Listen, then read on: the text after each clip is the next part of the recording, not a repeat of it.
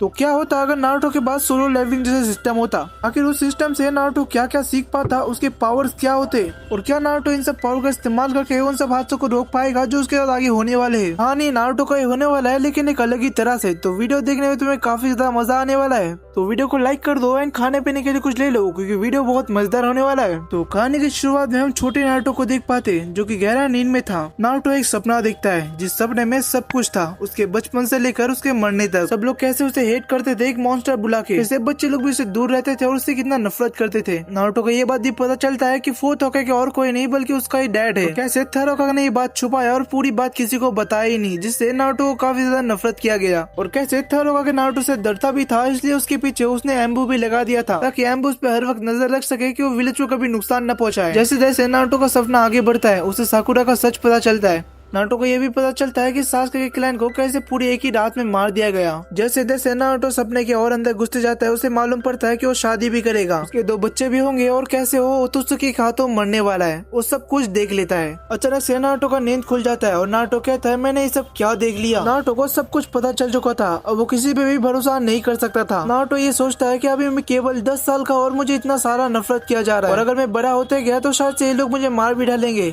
या फिर मेरा अंत ओत्सुकी के हाथों में है। नारुतो ये सोचता है कि मुझे खुद को पावरफुल बनाने होगा ताकि मैं सरवाइव कर सकूं। तभी नारुतो एक चीज नोटिस करता है, जैसे उसके सामने ही उसे एक सिस्टम दिख रहा था। नारुतो को इसके बारे में कुछ भी पता नहीं था। वो कहता है कि ये सब क्या है। जब वो सिस्टम को गौर से देखता है तो उसमें उसको कुछ टास्क दिख रहा था जिससे उसका फिजिकल एनर्जी काफी ज्यादा बढ़ सकता है। नारुतो सोच लेता है कि वो सब टास्क को कंप्लीट करेगा और अपने आप को पावरफुल बनाएगा। नारुतो उन सब एक्सरसाइज और उस सब वर्कआउट को करने लगता है जो उसको सिस्टम में दिखा रहा था। और नारुतो सिस्टम में जो टास्क दिखा रहा था उसे कुछ हफ्तों तक ही करता है। जब वो अपने बॉडी में गौर करता है तो उसके बॉडी में काफी ज्यादा मसल आ चुके थे, उसके स्ट्रेंथ काफी ज्यादा बढ़ चुका था। वो अपने एक ही हाथ से कितना ही भारी वजन को उठा सकता था। लेकिन अभी भी नारुतो जुजुत्सु के मामलों में 0 है। वो तय कर लेता है कि वो बहुत सारा जुजुत्सु सीखेगा और उसे मास्टर करेगा। नारुतो जब सिस्टम में चेक करता है तो उसका लेवल 5 हो चुका था, जो पहले 1 था। नारुतो समझ जाता है कि जैसे जैसे उसका लेवल बढ़ते जाएगा उतना ही पावरफुल होते जाएगा। सिस्टम में उससे कुछ जुजुत्सु दिखा रहा था जिसे वो सीख जाए तो उसे मास्टर कर सकता है। लेकिन नारुतो ये सोचने लगता है कि अगर वो जुजुत्सु किससे सीखेगा। लेकिन तभी नारुतो को मिजुकी के बारे में याद आता है कि कुछ दिन पहले मिजुकी नारुतो के पास आया था और उसे स्क्रोल चुराने को कह रहा था। इसके बदले मिजुकी उसे एग्जाम में पास कर देता। लेकिन इस वक्त नारुतो को सब कुछ पता था कि मिजुकी कैसे उसे आगे जाके धोखा देने वाला है और उसे स्क्रोल चुराने वाला है। लेकिन तो भी नारुतो ये जानते हुए स्क्रोल को चुराता है, क्योंकि वो भी चाहता था कि वो उससे जुजुत्सु सीख पाए और उसे मास्टर कर सके।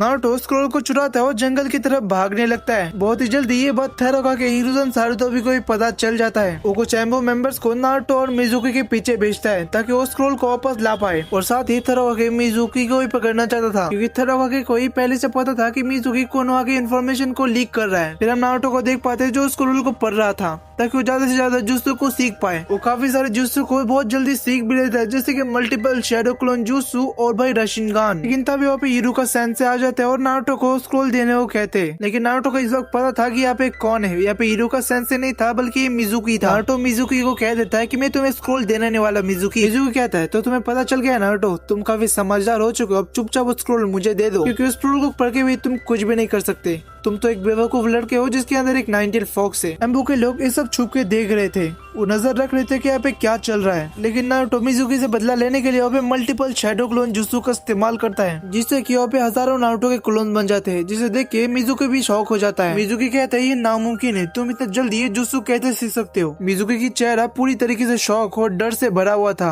उसके चारों ओर हजारों क्लोन जुजुत्सु थे। मिजुकी पूरी तरीके से समझ चुका था कि वो हजारों क्लोन जुजुत्सु से बिल्कुल भी नहीं लड़ सकता। मिजुकी कहता है कि मुझे यूज करना ही पड़ेगा, मुझे यकीन नहीं हो रहा कि मैं इस बच्चे के लिए इसका इस्तेमाल कर रहा हूँ। अगले ही पल मिजुकी अपने पीछे से एक अनजान से पोशन को निकालता है और उसे पी लेता है। उस पोशन को पीते ही उसका बॉडी बड़ा हो जाता है, उसका बॉडी का रंग बदल जाता है और उसका बर्ताव भी एग्रेसिव हो जाता है। वो क्लोन जुजुत्सु को इतना जल्दी खत्म कर रहा था कि वो कुछ ही मिनटों में सब क्लोन जुजुत्सु को खत्म कर सकता था। एम्बो मेंबर जो छुप के सब देख रहे थे, उनमें से एक कहता है शायद से हमें इस फाइट को रोक लेना चाहिए, क्योंकि अगर हम ऐसे नहीं करेंगे तो इससे काफी ज्यादा प्रॉब्लम आ सकता है, इससे नारुतो का जान भी जा सकता है। लेकिन उसका सीनियर ये करने से मना करता है। वो कहता है कि थोड़ा वक्त और रुक जाओ, मुझे नहीं लगता कि नारुतो इतना जल्दी हारेगा, इस बच्चे में कुछ तो खास है। हम नारुतो को देख पाते हैं जो कि काफी ज्यादा डरा हुआ था। वो कह रहा था आखिर कैसे हो सकता है ये इतना पावरफुल कब बन गया। नारुतो के शैडो क्लोन पल भर में ही खत्म हो जाते हैं। नारुतो सिस्टम की मदद से 8 गेट्स का भी इस्तेमाल कर सकता था। भले ही नारुतो ने ताइजुत्सु की ट्रेनिंग ना किया हो, लेकिन वो सिस्टम की मदद से ही कर सकता था। नारुतो लगातार 1, 2, 3 या तक 5 गेट ओपन कर देता है। नारुतो के बॉडी के आसपास हरा कलर का ऑरा मंडरा रहा था।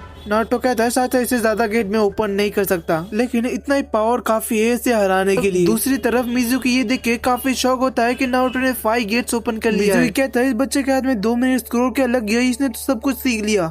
तभी नारुतो इतना तेज से उसके सामने आता है कि उसे पता भी नहीं चलता और उसके फेस में एक पंच भी मार देता है। लेकिन मिजुकी अभी तक हारा नहीं था। उसका बॉडी और भी ज्यादा बड़ा होने लगता है और बहुत ही ज्यादा एग्रेसिव हो जाता है। नारुतो की तरफ तेज से बढ़ता है और उसे हमला देने की कोशिश करता है, लेकिन नारुतो उसके हमले से इजीली बच जाता है। नारुतो के पंच इतना ज्यादा खतरनाक हो चुके थे, उसके बॉडी को बहुत ही ज्यादा डैमेज पहुंच रहा था। नारुतो कुछ ही पलों में मिजुकी को हरा देता है। एम्बो मेंबर्स ये देख के काफी ज्यादा शॉक थे। वो कहते हैं कि ये वही नारुतो है जो कि पूरे विलेज में मस्ती करता था और अभी ये इतना पावरफुल हो गया। तब यहाँ पे काफी तरह शिनोबी और साथ हीरो के सेंसे भी आ जाते हैं। सब लोग नारुतो से सवाल करते हैं कि मिजुकी की शक्ल ऐसे कौन किया, उसे कौन मारा इतना। नारुतो कहता है मैंने इसे मारा है क्योंकि मुझसे स्क्रॉल चुराने की कोशिश कर रहा था और इसका मिसयूज भी करने वाला था। सब लोग ये सुन के हैरान हो जाते हैं। नारुतो से कहते हैं तुम तो अभी तक एकेडमी पास नहीं किए हो, तो तुम एक चुनिंदा लेवल निंजा को कैसे हरा सकते हो। नारुतो सब लोगों को कहता है तुम्हें मानना है तो मानो, नहीं तो मत मानो, इसे तो मैंने ही हराया है। तभी इरुका सेंसे नारुतो से कहता है पहले तुम मुझे ये बताओ कि तुम्हारे पास स्क्रॉल आया कैसे। नारुतो ने पूरी बात समझाता है, इससे इरुका सेंसे मान जाते। तभी झाड़ी में से एम्बू मेंबर्स आने लगते हैं। उनमें से उनका लीडर कहता है नारुतो सच कह रहा है, इसने ही मिजुकी को हराया है। सभी निंजा को अपने काम में लौटने कहता है। एम्बू का लीडर उससे कहता है कि तुम्हें थरोका के पास जाना पड़ेगा रिपोर्ट करने के लिए, और साथ ही वो लोग स्क्रॉल को भी लेकर जाते हैं। एम्बू मिजुकी की बॉडी को लेकर जाते हैं ताकि इससे रिसर्च कर सके कि इतना पावरफुल कैसे बना। दूसरी तरफ नारुतो थरोका के सामने खड़ा था। नारुतो कहता है तुम्हें मुझे क्या सजा देना है तुम दे सकते हो, क्योंकि तुमने मेरा कभी भी ख्याल नहीं रखा, और साथ ही मुझे ये भी नहीं बताया कि मेरे फादर 4th होकागे थे कोनोहा विलेज का। आखिर तुमने मुझसे इतना कुछ क्यों छुपाया, आखिर मुझे क्यों नहीं बताया कि मेरे फादर 4th होकागे थे। थरोका शांति से जवाब देते नारुतो मेरा बात ध्यान से सुनो, मैंने ये नहीं किया, ये सब काम डांजो का है। उसने पहले मुझे ये कहा था कि ये बात किसी को न बताया जाए कि नारुतो 4th होकागे बेटा है। इसे करने से तुम पे बहुत ही ज्यादा खतरा आ जाता और तुम किडनैप भी हो सकते थे, क्योंकि तुम्हारे डैड के काफी सारे दुश्मन थे जो कि तुम पे हमला करते। लेकिन डांजो ने एक बात गलत किया कि उसने सबको ये बता दिया कि तुम्हारे अंदर 9 टेल फॉक्स है और ऐसे बहुत सारे काम है जो कि मेरे पीछे रह के कर रहा है, लेकिन मैं सबको पकड़ नहीं पा रहा हूँ और मैं उसे विलेज से भी नहीं निकल सकता क्योंकि उसके खिलाफ कोई सबूत ही नहीं मेरे पास। वैसे तुम मेरी बात को समझ जाओ नारुतो। नारुतो कहता है लेकिन तुम मुझे सब क्यों बता रहे हो थरोका के। हिरुज़न कहता है तुम्हारे साथ काफी ज्यादा गलत हुआ जो कि मैं कभी नहीं सुधर सकता, लेकिन मैं तुमसे माफी जरूर मांग सकता हूँ।